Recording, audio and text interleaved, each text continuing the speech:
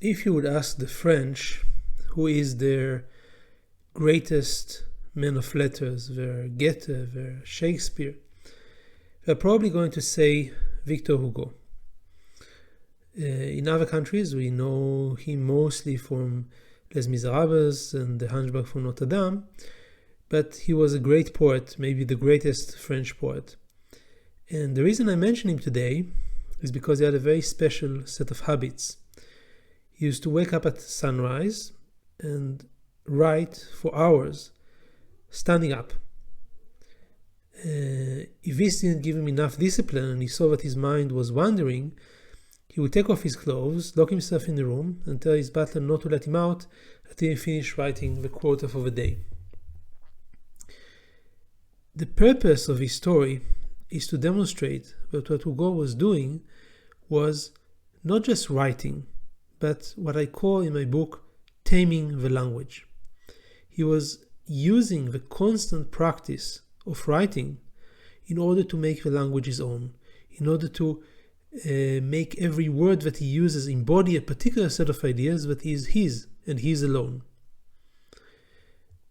My name is Shai Dotan. I'm an associate professor of international and public law at the University of Copenhagen Faculty of Law, and this series of lectures is designed to help you become better at English, better in writing, better in presenting. The purpose of the lecture today is to offer some inroads into acquiring the proper habits that are necessary for you to become a better writer. And the most important thing that you need to remember is persistence. Persistence that comes from discipline, that comes from proper habits, and this will eventually lead to better writing.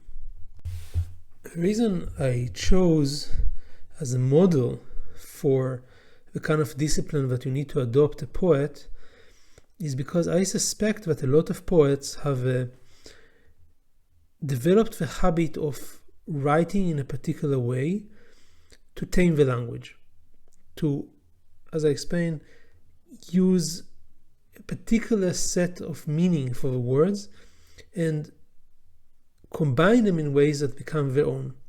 Why do I say that? Many times I've read anthologies of poetry, and I thought that a lot of the poems were not very good at all.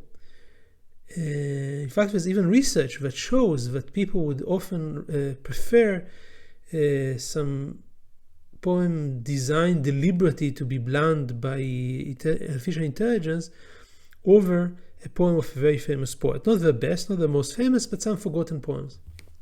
And then I started to realize that when these poets were writing, they were actually developing a certain set of meanings for words and words combinations that become their own. And this is part of their practice. And that's exactly what you do when you write. You develop certain habits and certain uses of words that becomes your own. I'm sure that a lot of you have observed that. If you read a book, say a long history book, and you start to see this scholar uses a certain word that is rather rare quite a lot, or uses it in a particular way. This is one of the things that you need to kind of get used to. Of course, these specific habits is not what is going to make you a good writer. What is going to make you a good writer is that you practice regularly writing. Because the only way to become a good writer is by constant practice. And if you get feedback on your work, this is going to be a faster progress. But even if you don't get any feedback, you're going to get better as you write. And the first question that students ask me when I tell them that, after they get over the shock that I expect from them to write for an hour or two a day for the next 10 years, every day, if they want to get better, is they ask me, what should I write? Now, obviously, there are tasks that you have to do, and that's good practice. You have to write theses, you have to write seminars, but that's not going to be enough by far. So what should I write? And I usually say, think of 3 writing tasks that are used primarily to practice your writing. The first writing task is writing letters. So it doesn't have to be, of course, on a postcard, and it can be writing on a computer, and it can even be part of an email. But it has to be a longer, more substantial letter than a regular email. because you use that to practice your writing. And the use of letters has many advantages. You can use them to communicate ideas to somebody that you care about. You can use them to impress people that you care about and care about their opinion about you. You can use them to cement stronger connections, both professional and social. You would be amazed at how useful this can be later on in your career. And I can tell you another secret that maybe people maybe are not aware of. The most impact from emails I got from emails where I didn't get a response, at least not immediately. The person probably read the email, saw that it was a long letter, I thought about it a lot, thought they don't have enough time to answer to it properly, and then decided to just leave it aside for a couple of months. But then when there was an opportunity to invite somebody for an edited volume or for a visit, then they thought about me. So writing emails in the form of letters, several well-crafted paragraphs, is a great way to learn with all the other advantages. And you should do that a lot. For example, when I publish a book, I usually would, at a minimum, write to 50 people, explaining what the book is about and trying to explain to them why I thought it is relevant to them specifically. Letters are very useful. Second form of writing that you can engage in is writing essays. Now, essays can be about any topic, but one of the things that I find most useful is to write essays about books that I read. Because the process of learning how to become a better writer involves a lot of reading and a lot of writing. And the best is if you can combine the two. You read a book, you try to take your best ideas about this book, write them to yourself, even if nobody else ever sees that, that's still going to be an advantage. I have quite a few